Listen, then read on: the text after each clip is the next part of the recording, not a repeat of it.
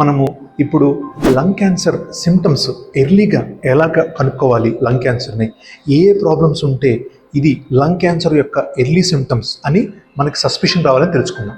First and foremost persistent cough.